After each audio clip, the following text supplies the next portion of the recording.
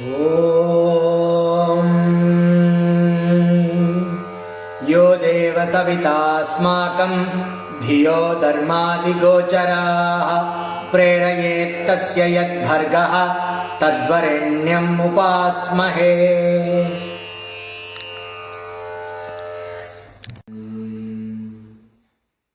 सहना भवतु सहनौ पुनक्तु सह वीर्यङ्करवावहै तेजस्विनावधीतमस्तु मा विद्विषावहै।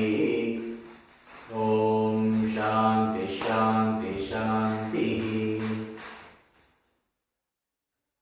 ॐ पार्थाय प्रतिबोधितां भगवता नारायणेन स्वयं व्यासेन ग्रथितां पुराणमुनिना मध्ये महाभारतम् अद्वैतामृतवर्षिणीं भगवतीमष्टादशाध्यायिनीम् अम्ब त्वामनुसन्दधामि भगवद्गीते भवद्वेषिणीम्।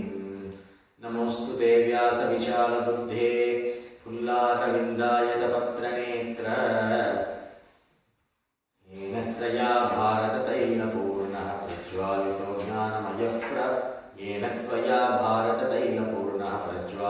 ज्ञानमयप्रदीपः। प्रपन्नपारिजाताय स्तोत्रवेत्रैकपाणिये ज्ञानमुद्राय कृष्णाय गीतामृतदुहे नमः।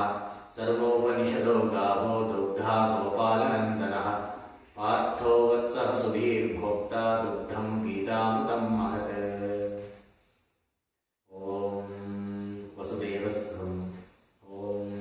वसुदेवसुतं देवं कंसचाणूरमर्दनं देवकी परमानन्दं कृष्णं वन्दे जगद्गुरुम्।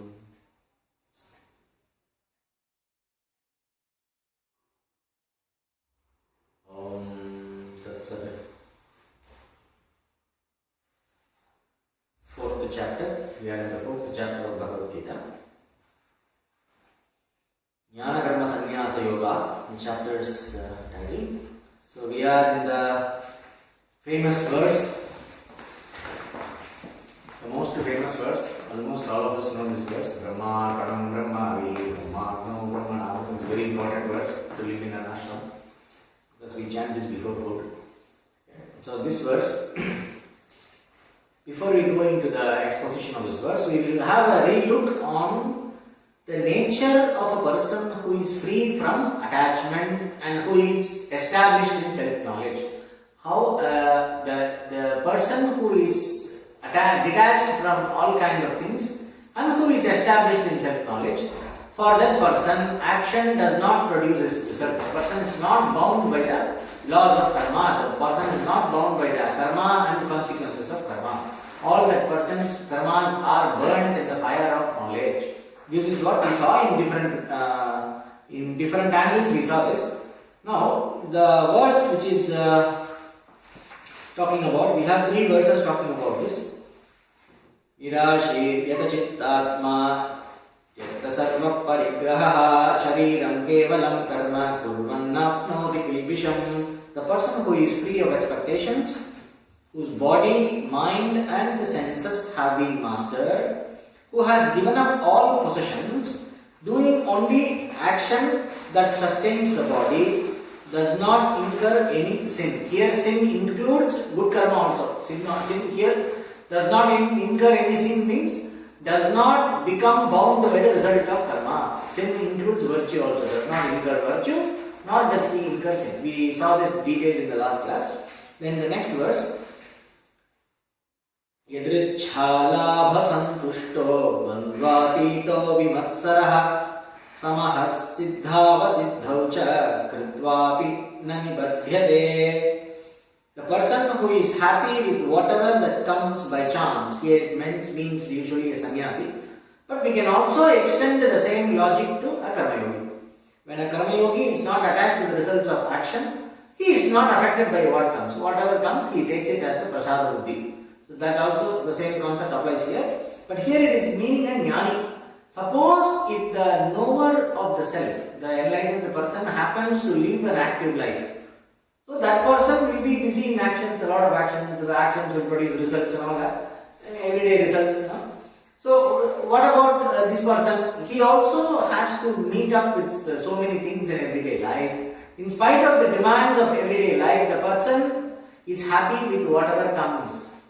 So, whatever comes by chance, in the sense, you have to take it as whatever result comes as a result of his prarabdha, he faces it with equanimity. And who is unaffected by the pairs of opposites? Dvandvadita. Dvandvadita means the one here is not talking about the equanimity of mind alone. So you can cultivate a certain kind of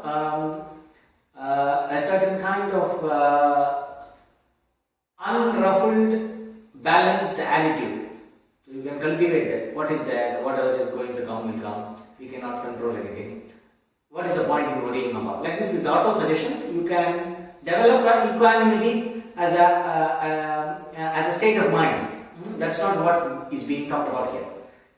Dvandvatito means the one who sees himself, one's own swarupa, the person who sees the true nature of the self to be unaffected by the pairs of opposites. Now, I am taking bath in hot water. Suddenly hot water stopped, cold water is coming. Then suddenly hot water is coming. It is sometimes possible. When that gas heating is gone in peak winter, and suddenly ice cold water will come. And then suddenly very hot water will come. So when this comes hot and cold again and again, so then what will happen? You can see that how the mind reacts. So now a person can cultivate a certain kind of non-reactive attitude. You can auto-suggest and cultivate. For example, those people who are doing military training, this panic attack. Usually what will happen, if there are a few bullets buzzing around your ear now, a few people are shooting like this, you will be going crazy, in panic, Suppose there is an earthquake now. Immediate panic will come. And people will act according to panic. But you see, Japanese people, no matter what earthquake, tsunami, they will act in a very, very disciplined manner. And they will act according to the priority, how they are trained. They are like a robot. They will be acting perfectly according to the rules. In the deathbed also they will act like that. Now that is not what is being talked about here. Here we are talking about the nature of the self being free from the pairs of opposites. Dvandvatito means the understanding that my swarupa, my true nature is not at all affected by any. Not only that, the mind is not reacting to cold, if I throw cold water on an enlightened man, that person will feel cold. But he knows that the one who feels cold is me, but I am not the one who feels cold. The cold is affecting the body, the cold is not affecting me. So if you send the enlightened person in cold wind and snow without proper protection, he will also catch cold like everybody else. He will also catch a flu. But the normal person says, oh my God, I got flu. This person will know that, okay, the body got flu. So as the experience of life is going on, the person knows for clear that the different experiences of life are for the mind and body and not for the self. This is the understanding. Understanding the self is above the pairs of opposites. It is dvandva adhitaha. Adhitaha means the one who has risen above the pairs of opposites. Means he has extracted his sense of self out of the field of being an experiencer. He has freed himself from the identification with the experiencer. That is dvandva. Dvandvatito. Vimatsaraha. Vimatsaraha. Here, matsaraha here means jealousy. The one who is free from jealousy. Jealousy is the last and the strongest and the most negative of all the negative qualities that affects a person. Kama, Krodha, Lobha, Moha, Mata, Mapsarya. Everybody knows this by heart in India. Every discourse they will talk about this. Kama, Krodha, Kama, Krodha, Lobha, Moha. Kama is desire, Krodha is anger, Lobha is greed, Moha is unclear thinking, clouded thinking and confusion. Confusion that is arising out of lack of understanding. That is Moha. Delusion, which is usually this delusion is wrong thinking, is confusion is powered by kama, krodha, lobha. Whenever your mind is overcome by desire, anger and greed, your thinking becomes skewed. You don't think in the right angle. Your values are confused and you don't know what is to be given priority. Your priority becomes upside down. This is moha, kama, krodha, lobha, moha. Then mada. Mada, it's a false sense of identity. You feel, just for example, I saw one advertisement. It's something like this. It's a website that is giving you job opportunities. Naukri.com, something like this in India. Naukri means job in India. Okay? So this website is there. So this person gets a lot of accolades from the HR team. Oh, what a performance, excellent performance. So we should all, this person has done so much and all that. So this person is sitting like this. And then he becomes bloated. He becomes big behind the scene. They show in graphics in the advertisement. He's looking at everybody. See, I have been appreciated by the boss or whatever. And then the paycheck comes. He saw this. And then he shrinks and becomes very small in front of everybody. So he says, is your paycheck disproportionate with your sense of self-worth? Go to naukri.com. This is the advertisement. So this is called Mada. Mada means the sense of self that you develop out of different conditions. Somebody says, oh, your hair looks so beautiful today, then immediately you will feel happy. Somebody else says, oh my God, what happened? Are you okay? Immediately your system will shrink. Now you can feel literally shrinking and bloating up. This bloating and shrinking of your sense of identity based on so many conditions, this is called Mada. And also working up a personality, working up. For example, you have to show your attitude. You have to walk your attitude and all this, You put on high heels if you're a woman, and put on high heels and some designer dress and then some hat and all that, and then you walk with a certain gait and attitude. So it's called, suppose if you walk like that into an ashram, it's supposed to be a very good dress. This so-called high heels and all this. It's supposed to be a very nice dress. And then you walk into an ashram where everybody is, looking down, very plain clothes, and nobody's talking, everybody's meditating, this kind of stuff. And you go there with all this dress with heavy lipstick and makeup and hi, how's everybody? And then they look at you like, who is this person?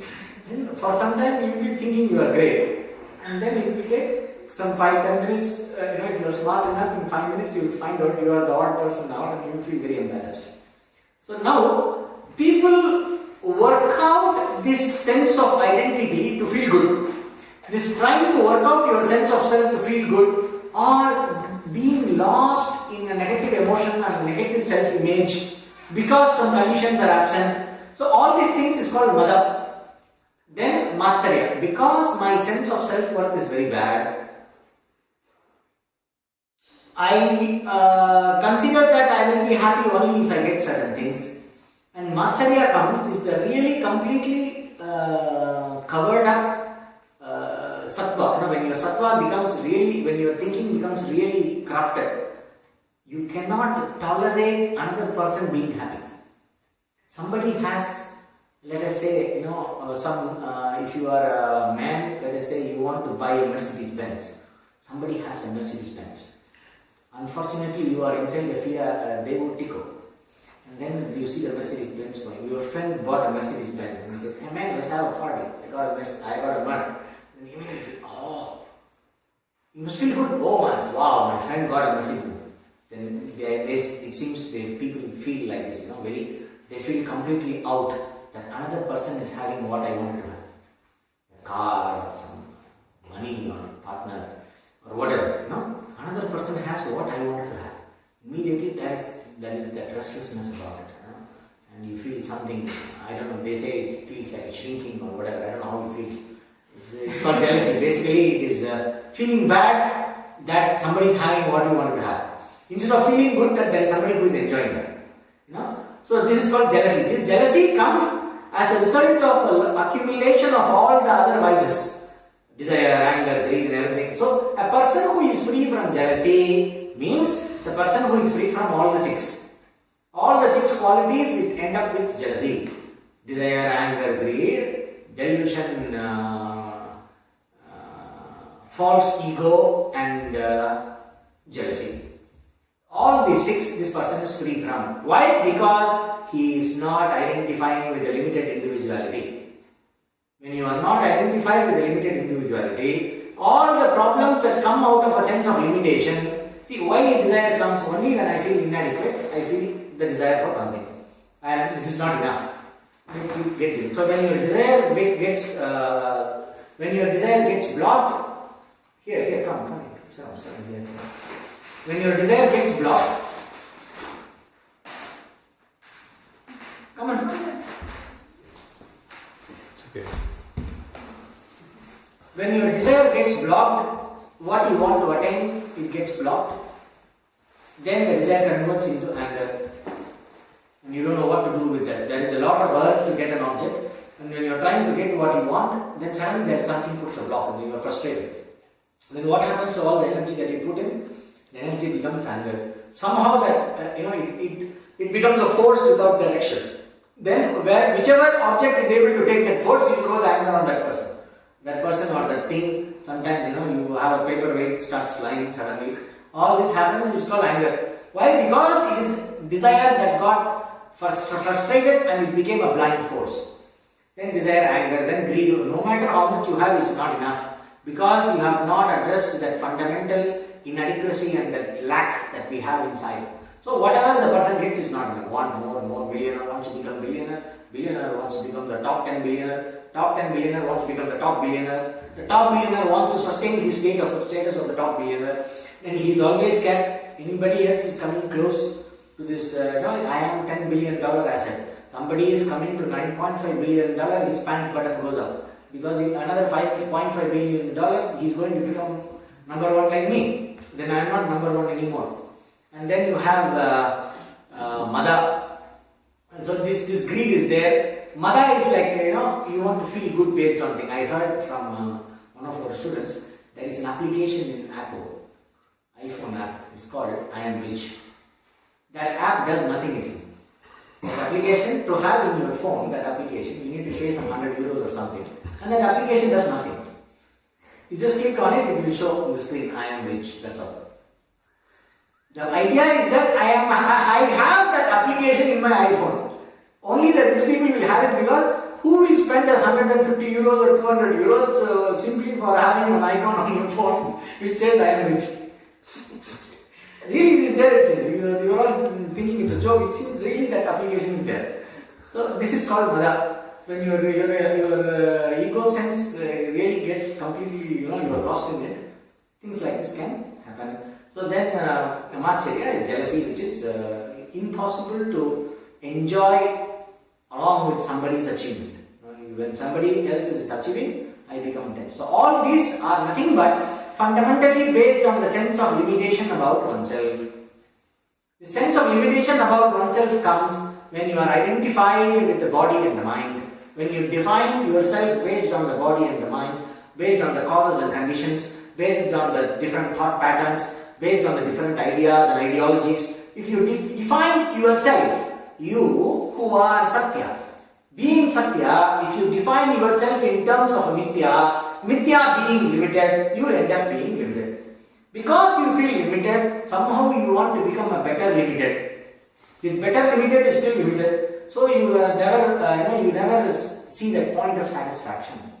This being the source, the enlightened person being free from this fundamental problem, because he understands the enlightened person understands oneself as the Satya, which is Anantam and Jnanam, that absolute ultimate reality, which is of the nature of consciousness, which is unlimited. When a person understands oneself to be that, all the problems that are centered on limitation vanish. So he is Vimaksara, without jealousy, Samaha, Siddha, Siddho. In success and failure, he has equanimity. When the mind is rooted in the knowledge, whether success comes or failure comes, the mind is not, you don't feel like a winner or a loser. This also applies to a karma yogi. So when a person is having the Ishwararpita buddhi, when you have prasada buddhi, that whatever result comes from the Lord, that attitude is there. Whatever I can only do my best. Having done my best, whatever result comes from the universe, comes from the God, whatever you want to call it, comes from Ishvara. Traditionally comes from Ishvara. When you say the result comes from Ishvara, will you reject something that God gives you personally, comes and hands over in your hand? This is my gift. It may not be the exactly you are thinking of. Let us say, what is that expensive pen? It starts with Monte Carlo. No, what is that? It starts with a very expensive pen. Mont Blanc. You are praying, you wanted a Mont Blanc, but God came and gave you a Parker. Okay? Still God gave me, at least God came and gave me a Parker. So it is asiddha. But you are praying for a Parker, but God came and gave you a Mont Blanc. It happens. When you pray for something, you get more than what you prayed for. When you pray for a lot, you don't get anything at all. In fact, you might get something contrary. So, but if you understand this comes from the Lord, if you know what is Lord, hopefully your idea of the Lord is not gone. Suppose if you have understood what is Lord based on Vedanta, whatever you think comes from the Lord, you will be happy because that is the best for you. You will understand it is the best for you. So there will be a sense of equanimity about success and failure. And then, of course, if you are a jnani, if you know that you are the supreme being in which everything is, nothing affects you anyway, everything comes from you, everything is sustained in you, everything goes back into you. What is success, what is failure? So, Samana Siddha Siddha is having equanimity unruffled by success and failure. Cha Kritva api na nibadhyate. Such a person who is rooted in the knowledge of the self is not bound even though performing action. So here is basically talking about Karma Yogi, the one who is devoted to the action with the attitude of yoga, and to a certain extent a jnani. So this person who is not affected by the consequences of action and who is not affected by the personal sense of limitation is not bound by the actions, even though the person is performing action. The result of action and the cycle of action and result of action is not binding on the person. He is not sucked into the wheel of karma. That is what he says. Then about this person, Gata Sangasya Muktasya Jnanavasthita Chetasah Yajnayacharatah Karma Samagram Praviliyate. The karma of the one who is free from attachment, who is liberated, whose mind is rooted in self-knowledge, who performs for the sake of daily yajna, dissolves totally. The same point, it's an extent, and some more aspects are given here of the same concept. Gata Sangasya Muktasya. Gata Sangasya. Gata Sangasya means the one who is free from any kind of attachment. Sangaha here is not only attachment, who is free from any kind of association, who does not associate the self with any kind of thing. The one who is not identified with mithya, that's what it means. Because why? Muktasya, he is liberated. Who is liberated? Only the person who understands oneself to be Brahman is liberated. So Gata Sangasya means here the one who is not identified with the Upadhi, the one who is not identified with the Annamaya, Pranamaya, Manomaya, Vijnanamaya, Anandamaya, all the five koshas, all the five koshas is not identified with. He is not identified with the doership. He is not identified with the enjoyership. He is not identified with the different results of action that come, and he is not identified with the different situations in which he is put. The body and mind is so. Since you are not identified fundamentally with the body and mind, Gata Sangasya, because you are not attached to that, not identified with that, you are not attached to anything.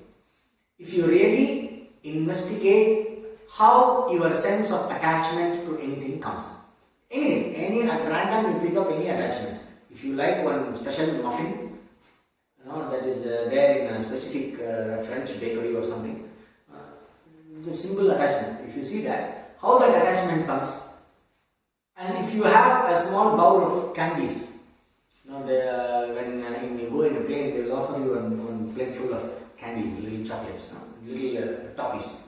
So there are one orange color, blue color, red color, all that, purple color, all the toffees are there. All of them look nice.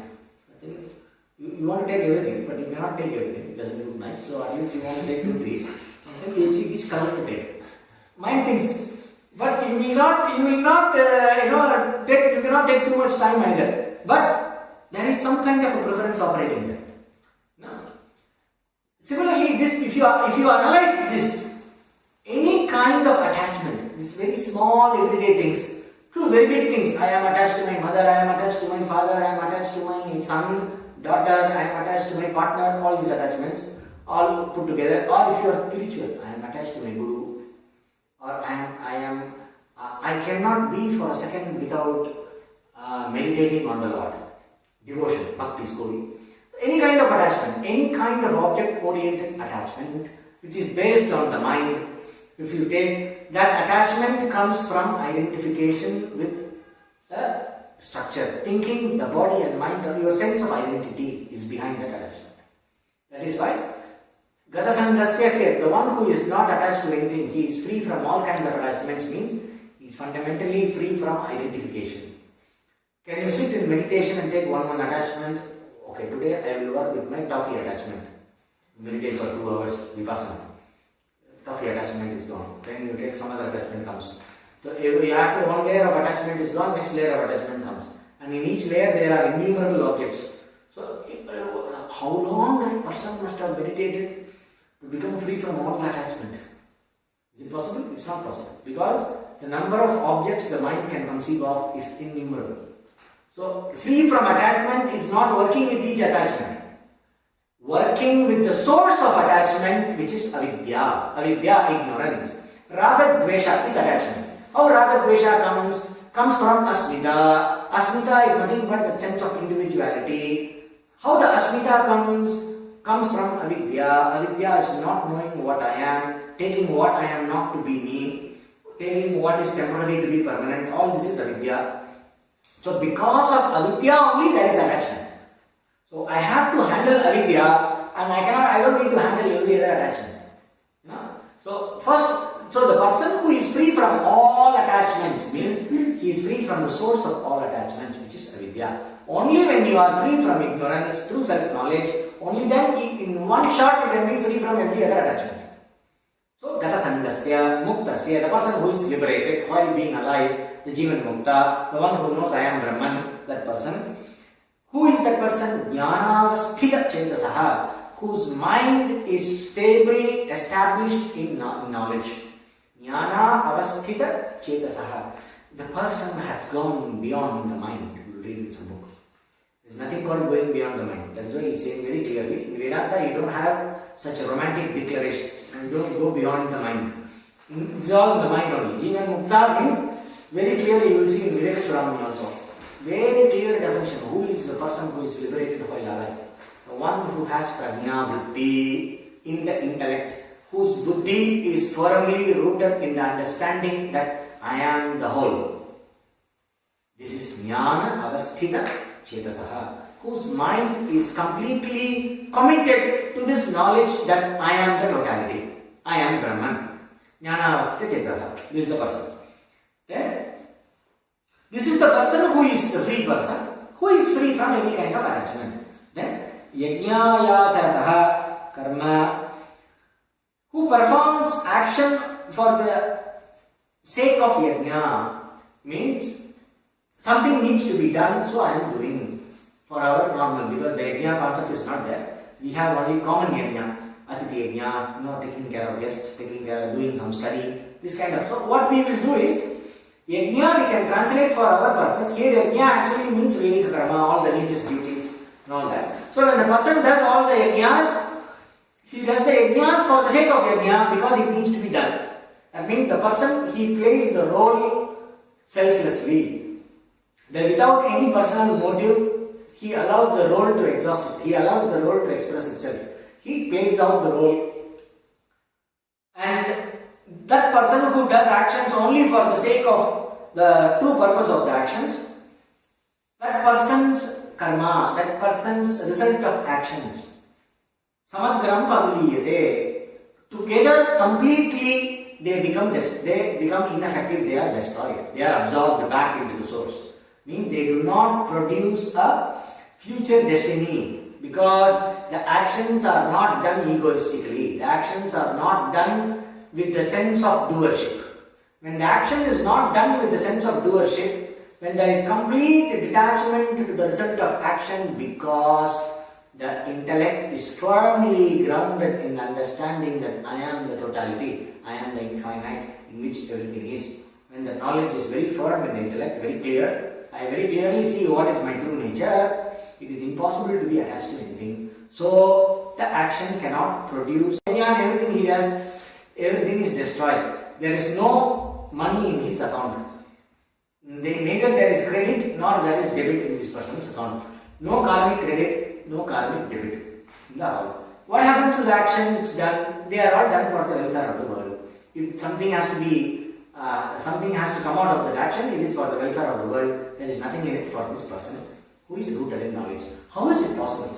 Any action should produce result. What happens to all the punya? For example, this person does a lot of charity, or let us say he does a lot of upasana.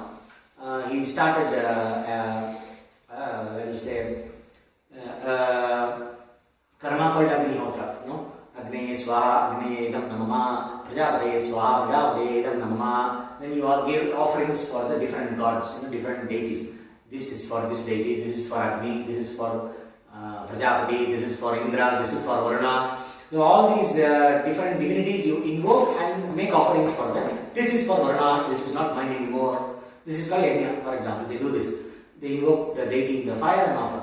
So after doing that, when you propitiate the gods become happy, and then that brings in a certain kind of spiritual merit. It's like doing a prayer. If you keep doing a prayer incantation a few times, it is action which has a certain power, and the power will bring result. But how come all the action goes off? It does not bind on him anymore because he does not do with a personal motive. The result of action is not directed towards him. The result of action belongs to everybody, not only to him. It is like unaccounted money.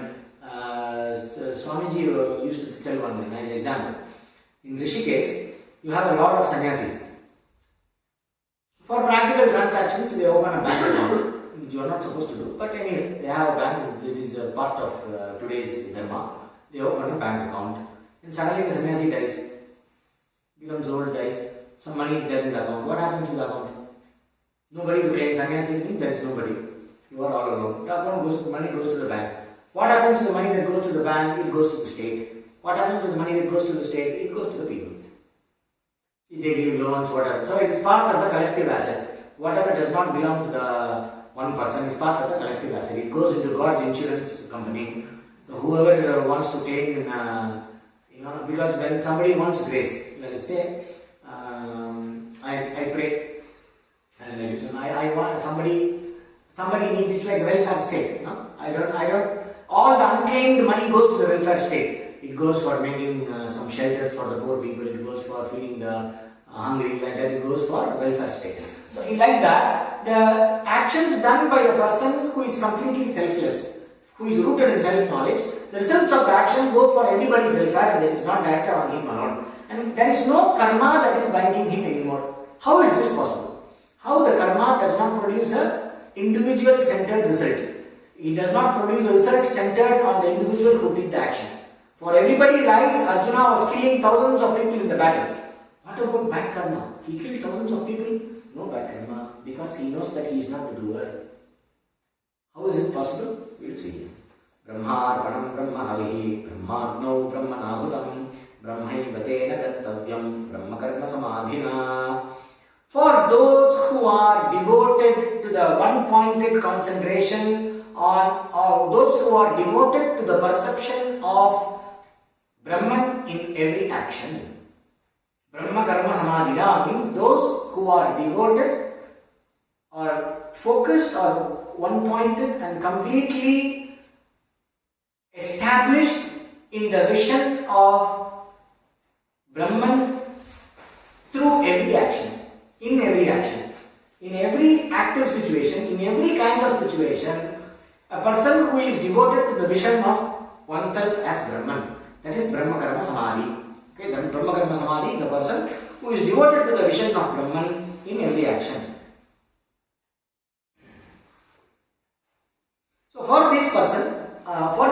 who is devoted to the vision of Brahman, the offering is Brahman, the means of offering is Brahman, and the place to which you offer, the Agni, the fire into which you offer, that is Brahman.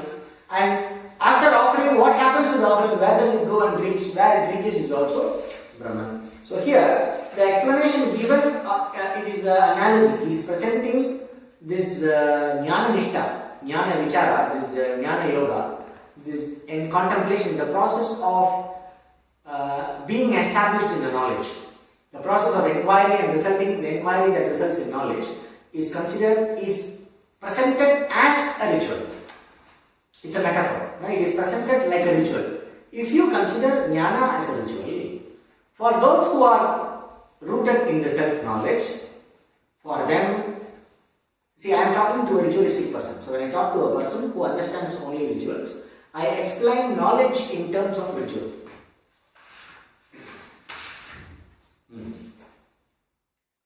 The means of offering is Brahman. The means of offering here means Brahma Arpanam. Suppose I have a spoon. There is a fire there, fire pit is there, and then in the fire pit, the yajna happens like this, okay? So there is a fire pit. In the fire pit, they will arrange the sticks in a certain way like a yantra, and then there some mantras are there, they invoke the god Agni, and then they invoke the Agni in the fire and bring the fire alive.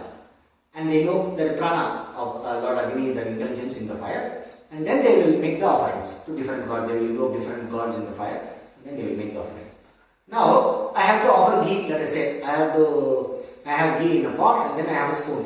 There will be some kind of a wooden spoon or a mango leaf which is made like a spoon. They will take like this and offer.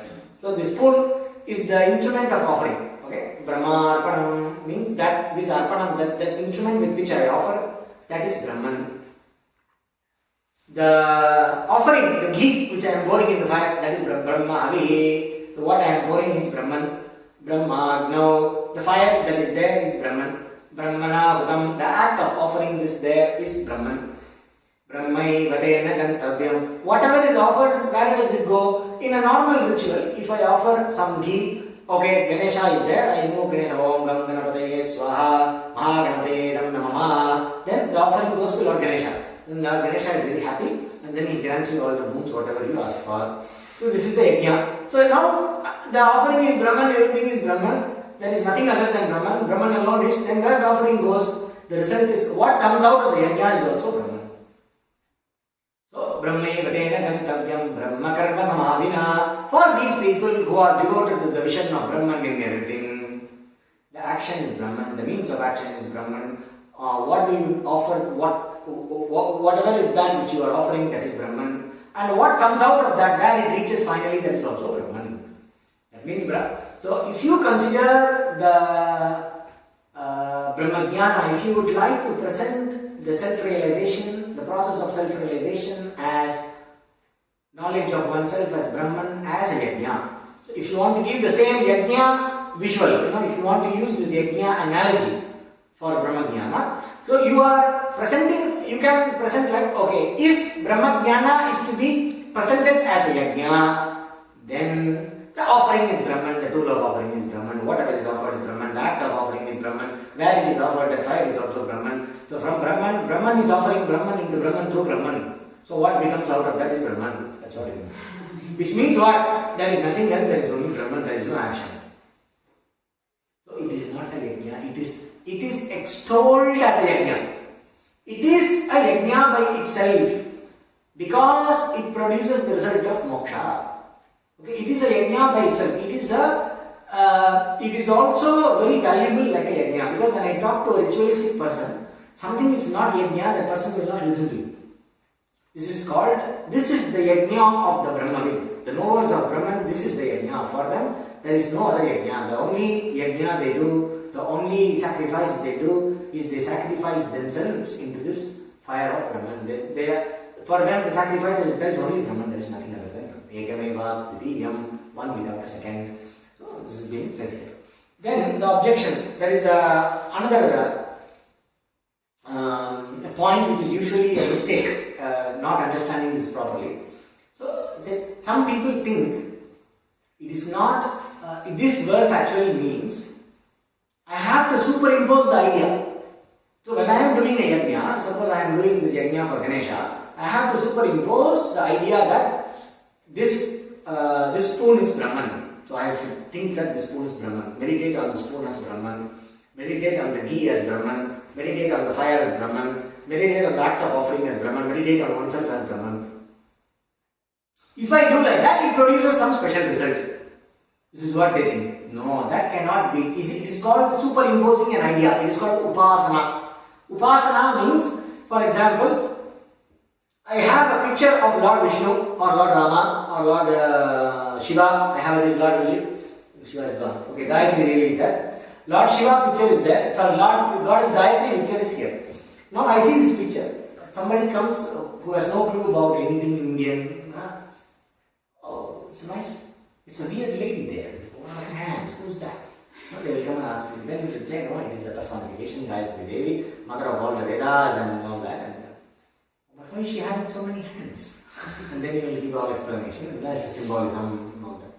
It is the idea that is being picturized in this form. Oh, okay. Now, for an Indian, for a person, for a Hindu who knows what is this, comes and says, immediately hand will go, Gayatri Devi. Immediately. The person who doesn't know, it's only picture. So then they say, these people are worshipping idols, idol worshippers. I don't worship idols, I worship God. They did not understand for some time. When the Westerners came and told Indians that they are all idol worshippers, we are not idol worshippers, we are worshipping God. Nobody worships idol. So you impose the idea of God on an idol, you impose the idea of God on a picture. Then it is a prop, the picture is a prop where you invoke the idea of God.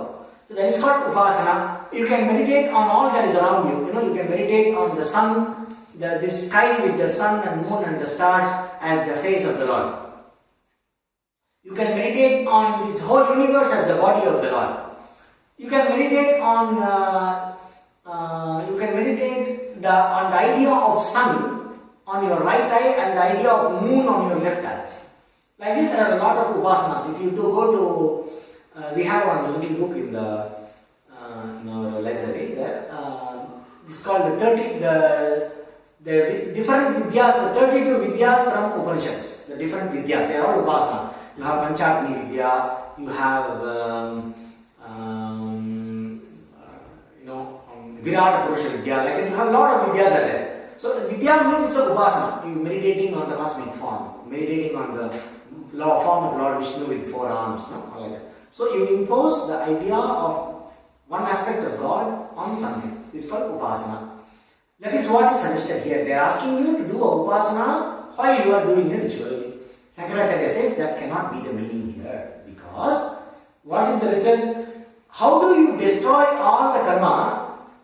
By simply knowing that this meditation needs to be done. By doing this meditation, how will you destroy karma? Because this meditation itself is karma. Meditation is mental karma. When you do meditation, it is nothing but mental karma. Meditation is manasam karma. So, when you do mental karma, how can the mental karma destroy karma?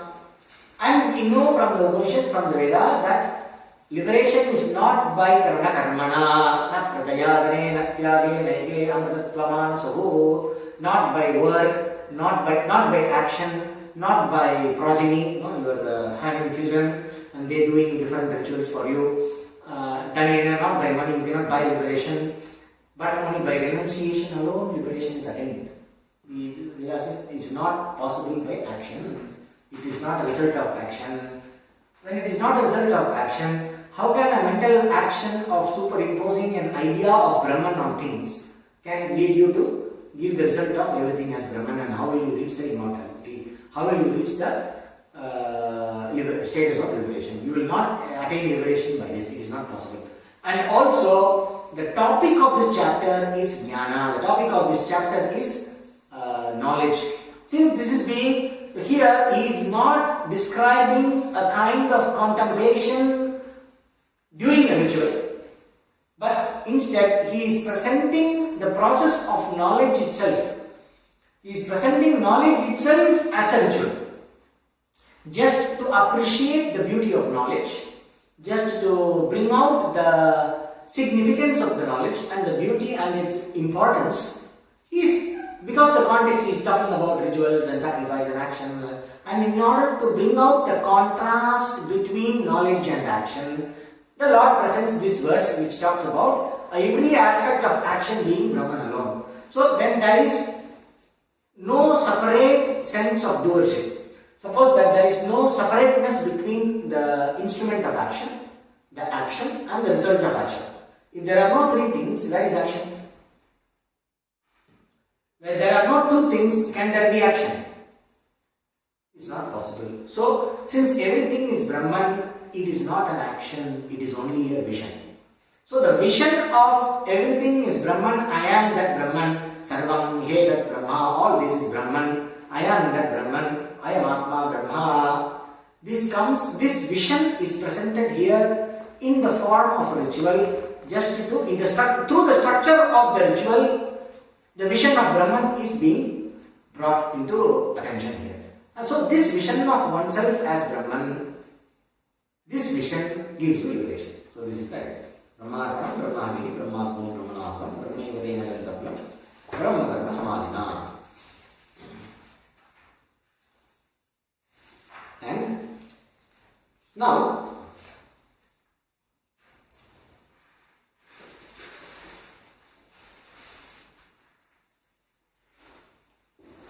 so the chapter concludes with the laudation, means the appreciation of the right perception, Samyak Darshana. Here it means Samyak Darshana. How it is destroyed? The karmas are destroyed simply by the power of the knowledge. All the karmas are destroyed in the fire of knowledge. Why the idea of Brahma, Gna? Why is this fire? The fire is Brahman. So the Brahma, the people offer everything, all the actions and the sense of doership and everything is offered in the fire of Brahman. Why it is called the fire of Brahman? Because it is fire of Brahman Jnana. Because this knowledge consumes everything. It is a way of saying. Okay? It is like our classical example. There is a king sitting in a dark room. Child is sitting in a dark room. It's imagining a lot of ghosts and cartoon characters coming alive. A lot of teeth, depending on whatever it is. Imagine. If it wants more attention and if it is a little more afraid, the ghosts become bigger. And if it is a little absorbed in something, the ghosts are not that big. So based on that, it has created an entire universe inside the room and is screaming in the dark room. Then you say, there is nothing there, trust me, relax. No, you are lying, that thing will come and catch me. Before the ghost catch me, come here, switch on the light. And then you switch on the light. The moment the light is switched on, where is the ghost? Ghost is not there. Why the ghost is not there? Why all the characters are not there? What happened to them? The light burnt them. Once the light comes, they are all burnt. They say that creatures of the darkness, they cannot see the sun. The moment they come in the sun, Dracula burns. So it's like this, all our samsara is like this Dracula who will burn in the sun of knowledge. So why it is called fire of knowledge? Because it is a way of saying, like how the fire burns everything back to the basics, which is ash, pure ash. Like that, the fire of knowledge burns everything, means it destroys all sense of difference.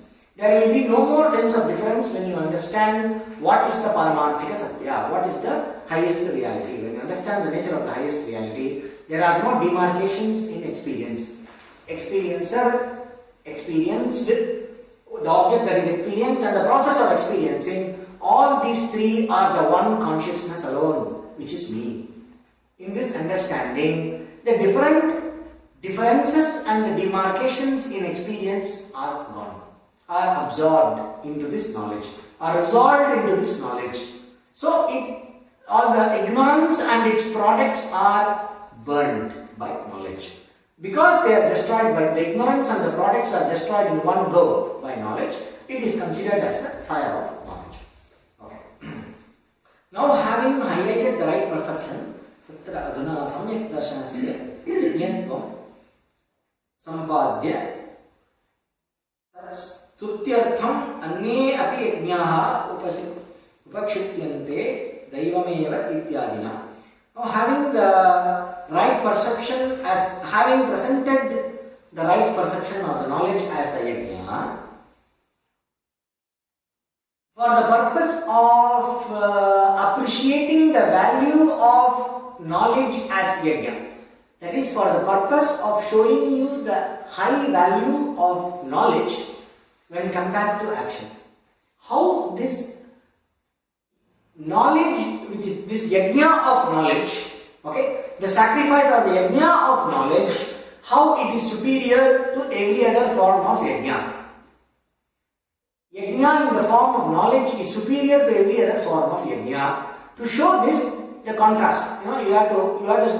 It is like you buy a nice, let us say, a ruby stone from India, or some Belgium cut ruby stone, whatever you buy. Then somebody gave you the stone. Then you come and go to a jeweler. You are seeing different designs of the ring. So based on the design of the ring, the jewel will stand out. It is a very expensive ruby. So the ruby has to be visible or not. So you create a background for this ruby to stand out in its value. Like how you keep a painting, you do this art exhibition. When you do an art exhibition, you make an excellent painting like this, whatever, the Picasso or whatever, and then just put it next to the trash bin there in the front. Will people come and see it with the same value like before? Somebody with an eye for art will say, oh, that's art. But it is a big exhibition with all the advertisement and everything, and then some people, French people, looking strange and walking around. Like this, you say it becomes a very important art exhibition. So then, there is a certain background. You have a certain design, interior decoration, dim light, bright light, whatever, and then there is a light which is showing on the picture, and there's a specific kind of light for each kind of painting. So all this is there, then the quality of the painting stands out.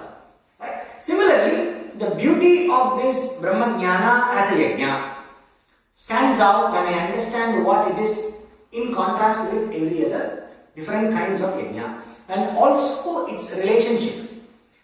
All the other different kinds of rituals and different kinds of disciplines. Yajna here not only means a ritual, it also means a discipline. Different, for example, pranayama is presented as yajna. What pranayama we do, the anuloma viloma is presented as yajna. So many things are presented as yajna. Your eating is presented as yajna. Disciplining the senses is presented as yajna. So there are different yajnas.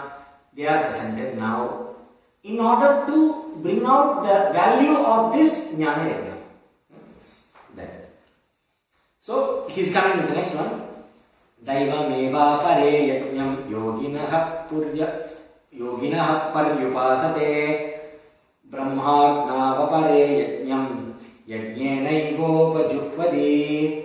Now he is showing the difference in the nature of the yajna for an active doer, the person with a sense of doership, and the person who has realized the nature of oneself as Brahman. What is the difference in the yajna between these two? When these two are doing yajna, what is the difference? A person, the sacrifice offered to the deities is that by means of which the deities are propitiated. To that alone, some yogins are active temperament people. They attend to that. This is the sense in the fire of Brahman. Brahman being what the following passages about truth, knowledge, Satyam, Jnanam, Anantam, Brahma. Okay.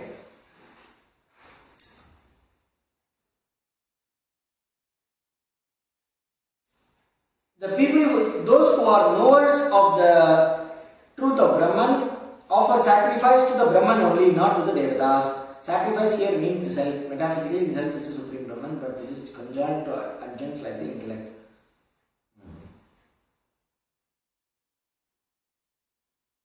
Sacrifice at the fire means the perception of the self with the adjuncts as supreme Brahman, devoid of all adjuncts. Okay. So here, the yogis, those who are considering themselves to be the doer, they offer their different oblations, whatever articles they offer in the worship. Like, like I told you, offering ghee, or you offer fruits, or you offer some, when we do Naivedyam, we offer some the food that is prepared. The different things are offered. Sometimes you offer modakam. For each deity, the offering is different. If you want to do for Ganesha, you make something called modakam. With the rice flour, you make with some sweet inside, with coconut and everything. And then you fry it in ghee, and then you keep it. And for every mantra, you offer one modakam into the fire. If you are doing for Indra, you offer something else. If you are doing for, let us say, if you want to destroy something, or if you want to protect something, if you want to invoke a very powerful Rajasic deity, you offer chilies and pepper and all that. So that kind of offering, it depends according to the type of yajna that you do. So the people who are active doers, but still who are yogis here means karma yogis. The karma yogi is nothing but a person who is doing all kinds of required rituals and everything, plus any other kind of action. Offers the objects to a devata. He invokes a devata. In a normal yajna by a person who is not a knower of Brahman, the offering is given to a invoked form or one manifestation of the Lord, which is a devata.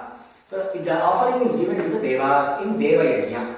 But in Jnana Yajna, the offering is given to the Brahman only, into the fire of Brahman. So in the fire of the knowledge of Brahman, one of these sannyasis, the one who are the knowers of Brahman, they don't offer things, they offer themselves into the fire of Brahman. Which means what? My sense of individuality, that is a concept, that is a consequence of. So my sense of individuality, which is a consequence of ignorance. My identification with the body, identification with the mind, identification with the buddhi, my identification with all the different aspects of personality, all this I offer into the fire of the knowledge of Brahman.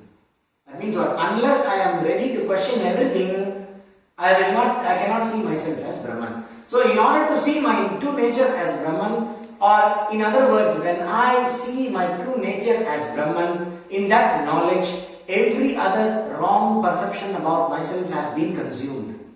But before the knowledge, what the person was thinking, I am so and so, I am a man, I am a woman, I am a mother, I am a daughter, I am an individual, I am a spiritual person, material person, all kinds of ideas about yourself. Right? So now this is what you think you are. So from the point of view of this, it looks like you offered yourself into the knowledge of Brahman, into the fire of Brahman knowledge. It is a metaphorical way of presenting the idea that the individuality is consumed in the knowledge of oneself as the Supreme Being. Okay? So this alone is, that means what? They don't do any other yajna. They don't invoke devatas, etc. They are only offering everything. That means these people who are devoted to the knowledge, the normal devata yajna, the ritual of offering to the gods, which is done by the doers, by the active people, by the yogis, that ritual has for its object the devatas, the different gods and the different divine beings.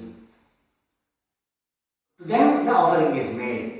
But in Jnana Yajna, there are no special offerings and there is no specific devata that is offered.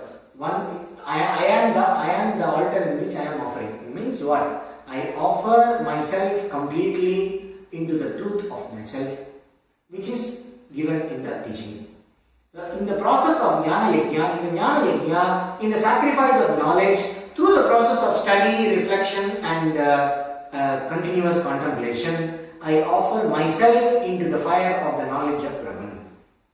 This alone is the sacrifice done by the people, because they don't do anything else.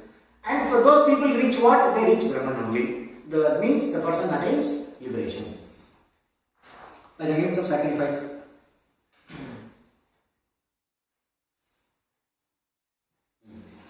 So we will see the Pujya Swamiji's translation of this.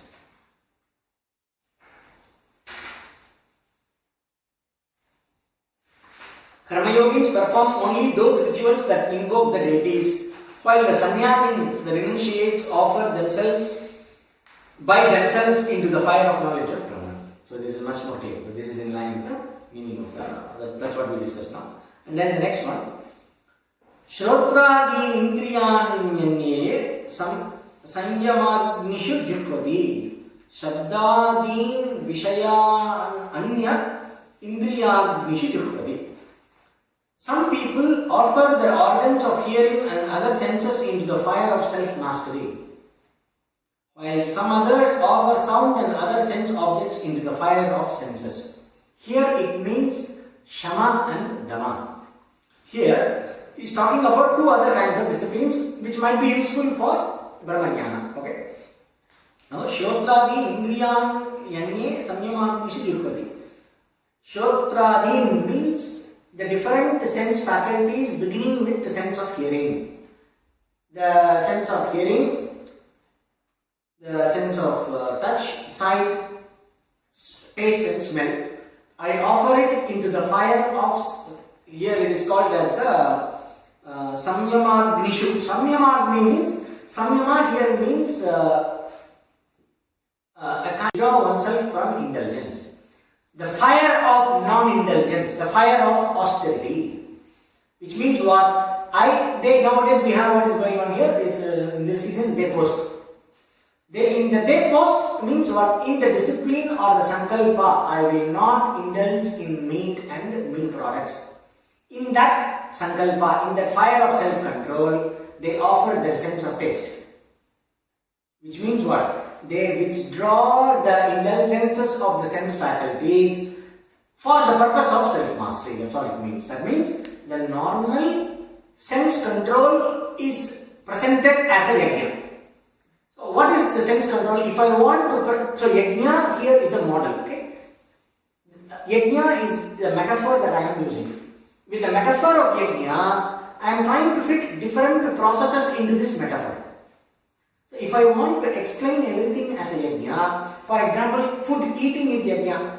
What happens? How eating can become yajna? The food is the that which is offered.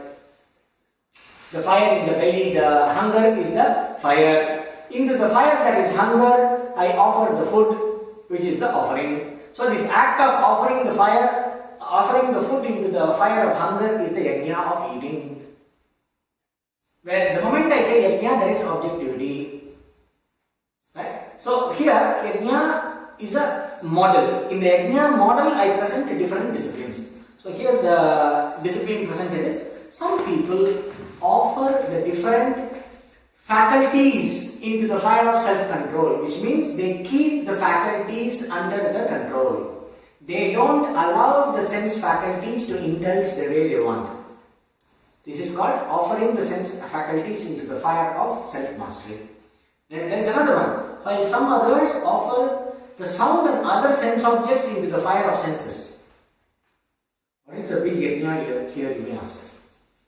If I offer the objects to the sense faculty, that's what I do in every experience. There is a lint chocolate. My sense faculty of taste is there. I offer the lint chocolate, the object into its sense faculty, which is taste. What are you doing? I am doing chocolate yajna. So great yajna is a very big discipline. That's not what is being taught here. Here it means a certain level of restraint. So yajna means it's also an attitude. When I say yajna, I have a purpose in mind. What is my purpose? My purpose is not to act randomly, but to act consciously with a purpose in mind in a specific direction according to a set of rules. So I offer the objects to the senses means whatever is the sense experience that I need to go through. If I have to feed my taste, if I have to feed my sense of smell, if I have to feed my sight, if I have to feed my sense of touch, if I have to feed my sense of hearing, how can I, for example, practice this yajna of offering the sounds to the faculty of hearing? So the faculty of hearing is given for a purpose. What is my purpose? My purpose is moksha. For moksha, I need a sattvic mind. So I must be very clear what kind of sounds I allow myself to entertain. So I don't offer manale, metal rock, or what are there, funk, punk, all this kind of musics. I put all the noisy drums into my ears. Now instead of that, whatever comes music, whatever goes noise is there, I take it in by the name of music. Instead of that, I will listen only to classical music. I will listen only to soft music. I will listen only to the sounds that are not, that are not indulging and exciting for my sense faculties. That is not reinforcing my sense of ignorance and attachment. Eyes. If all the five senses are involved in a telenovela. So I will not watch telenovela that is about jealousy, deceit and revenge and killing and all that, and women worrying and crying 24 hours. No, this kind of telenovela, if I watch what will happen, the same vritti will come to my mind. So it gives me a tamasic mind. So it is not conducive for my goal. So when I understand this, I am very careful about what objects I consciously present to my five sense faculties. So I align my different indulgences or whatever is my life experiences through the five senses. I align it with my purpose. And I bring in a certain kind of regulation and discipline in my sense indulgences. This is called Damyata. I don't give the senses whatever they want. Fire is there, blazing fire is there. Whatever I put, like children, I remember when I was a kid, whenever there is a fire, I get excited. I want to put something in that burns. Because just it's an excitement. You put something, it burns, it's nice to see. And if something is slightly wet, it crackles. That's even more exciting. So then the moment my mom finished frying and puts that dry pan, sigai, in the stove, I go and throw some water in there. It's a big excitement because it comes once. For a kid, it's very exciting. So the fire is waiting to consume everything. Like that, my sense faculties are the fire. They are always wanting, give me more, give me more. They are waiting. So whatever I put, it will take. What should I put? I should regulate it. So this regulation of what objects of senses I offer to my sense faculties is called a Damyata. Bahyendra Nigraha. Means my having a certain kind of mastery and a control and a regulation about my organs of action and my sense faculties that reach different objects. Shama is I don't allow my senses of perception, my organs of perception like hearing, listening and touching, hearing, touching, seeing, tasting and smelling, the five senses of perception, I don't allow them to drag my attention away. I will consciously allow them to rest only on object that I decide they will rest on. If I want to focus on something, only then I will allow my sense faculties to focus on that. Otherwise, I will not be dragged by my senses. I am sitting here. I wanted to study Bhagavad Gita. I sat here. Suddenly, somebody played one Mozart piece somewhere. Then I remembered. And from there, I go into the Raga. This looks like Mohanam Raga.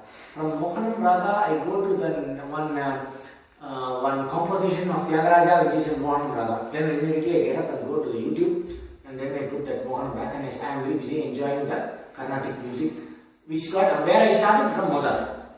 So when my sense faculties drag me, suddenly I find myself doing something. So when I suddenly find myself doing something, hey, how did I end up here? You will scratch your head. That is called not doing a yajna. Yajna means a person who is devoted to this yajna of Shama. The person who has developed the quality of Shama will not suddenly find himself or herself in the middle of some indulgence after realizing after a long time. How did I end up here? That will not happen. You will not allow yourself to be dragged by the different sense cravings. That is Shama. So Shama Dama is very important. It is called as inner wealth. If you remember the fourfold qualifications for studying Vedanta, in that one of the qualifications is the sixfold inner wealth. Viveka, Vairagya, Mukshutva, discrimination, dispassion, desire for liberation. Then the sixfold inner wealth. The sixfold inner wealth starts Shamadama, controlling the sense. Controlling the senses of perception, controlling the organs of action. Then, or I'll put like this. Keeping the organs of perception under control, keeping the organs of action under control, disciplining the organs of perception, disciplining the organs of action, and followed by Uparama, not being involved in all kinds of activities like that. No? This is called the sixfold ignorance. That's what is being taught. So what he is talking about here is the discipline of Shama Dama. In the next verse 27, Sarvanindriya Karmani प्राणकर्माणि च परे आत्मसंयमयोगाग्नौ जुह्वति ज्ञानदीपिते. Others offer all the activities of the senses and the organs of action into the fire of self-mastery lighted by knowledge. Here is offering another kind of discipline where the different activities of the senses and the organs of action into the fire of self-mastery lighted by knowledge. It is not a blind discipline, but a discipline that is backed by the knowledge. When the discipline is backed by the knowledge, it is even more superior, it is even more complete. So let us look at the commentary of this.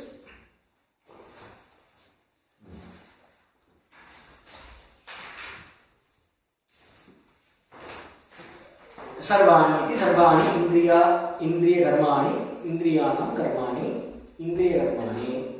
All the different activities of the senses and those of the vital breaths means the prana, apana, vyana, udana, samana. All the different activities means every movement of the body and every activity of the five senses. Its activities are bending, extending, and so forth. What are the different activities of the vital breath? Any movement, physical movement, any movement that you do for the during your process of living is an activity of the vitality. A set of yogins offer these in the yoga fire of self-restraint. Self-restraint means all my actions are aimed at self-restraint alone. So offering the different activities of the vital air in self-restraint means prana is responsible for respiration, apana is responsible for exhalation, vyana is responsible for circulation,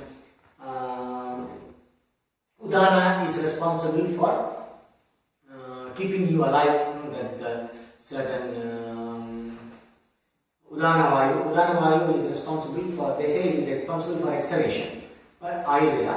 But we also say udana vayu is the allotted lifespan. It is udana vayu is responsible for keeping you with the allotted lifespan. It is responsible for keeping the power of life in the body, let us say. Udana.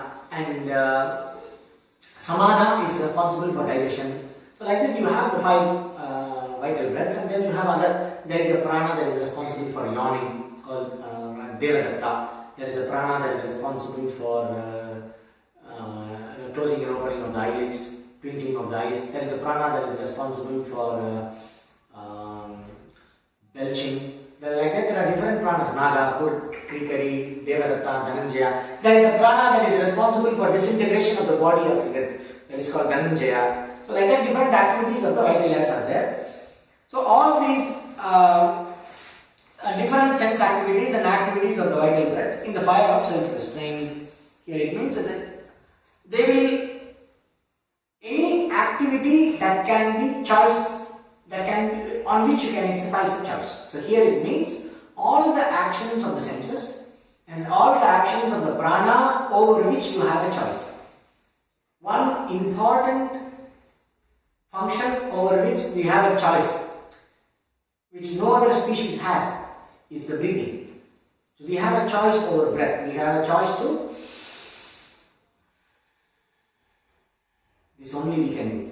It's a very, very big thing. So this is prana. This is a function of the vital breath in the term of breathing, in its sense as in its activity as breathing. So all these activities where I have a choice, I exercise my choice wisely for the purpose of self-mastery. My purpose of self-mastery is in the background in my every activity. All my activities are aligned into the purpose of self-mastery. So that is a yajna. And then some yogis do like this. As a lamp of light is kindled with oil, so also the yoga of fire is kindled by discriminative knowledge. Offering here means total dissolution. Atma samyama yogagnau jukvadi prakshipandi jnanadipite snehena iva pradipe viveka vijnanena ujjvala bhavam apadite jukvadi pravilapyanti ityartha.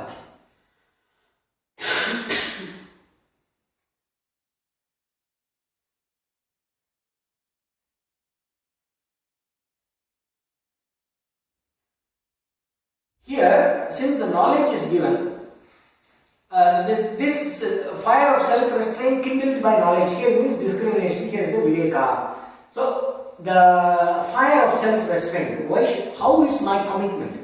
When I am aligning all my actions for the purpose of self-restraint, it is a certain kind of commitment. How this commitment? This commitment is like a fire. A fire becomes powerful only when I kindle the fire. No?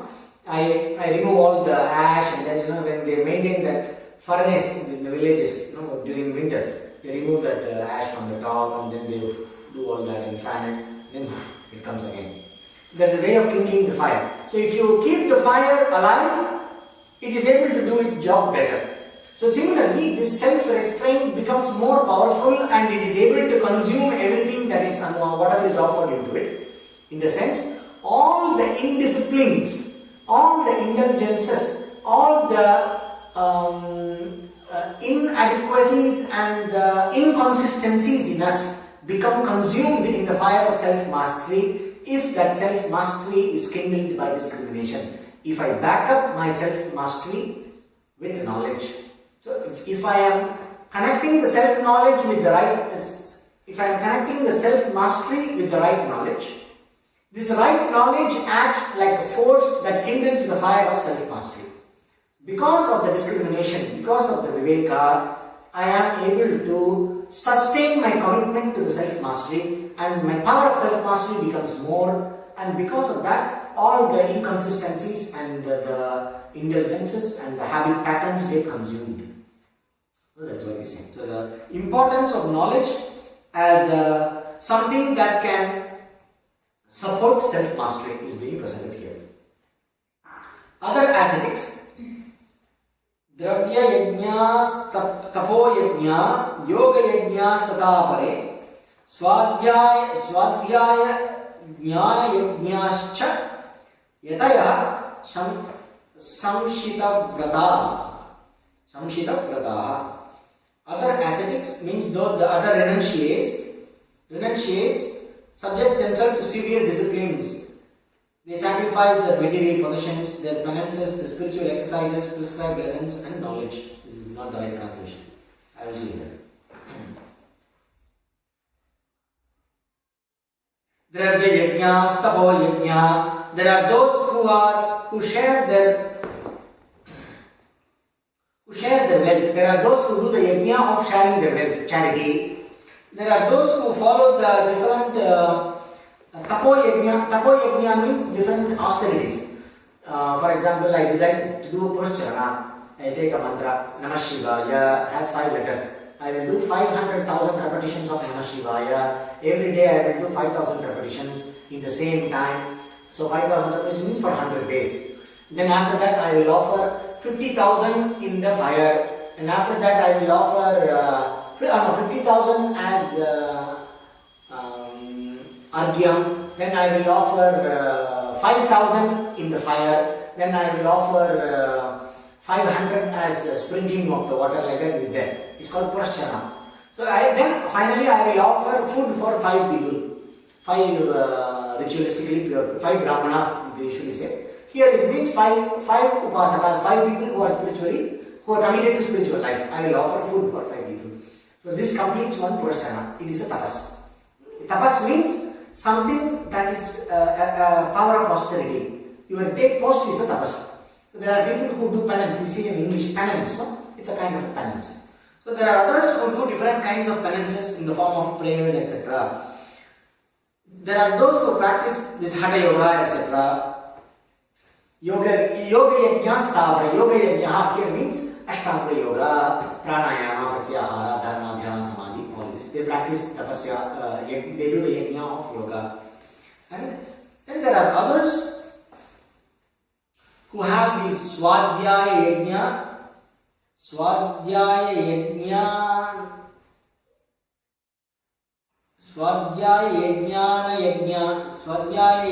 jnana yajnascha. There are those who do Swadhyaya yajna, means they take a vow to recite the Veda. For example, you have different forms of chanting. Swadhyaya means studying of one's own Veda. It does not apply to us here. You can take it as studying the scripture. Let us say Bhagavad Gita is there. This weekend is coming. This weekend, Saturday, Sunday, I am free. This Saturday, Sunday, I am going to read the whole Bhagavad Gita. Just like that. All the verses, just reading. One time I will read, 3 times I will read. Like that, you make a vow and then read. This becomes Swadhyaya. So there are those who do the Yajna of Swadhyaya, which is one kind of a discipline. And here Swadhyaya means one's own Veda. Sometimes, if you want to chant the full Yajurveda, it will take 3 days to finish chanting.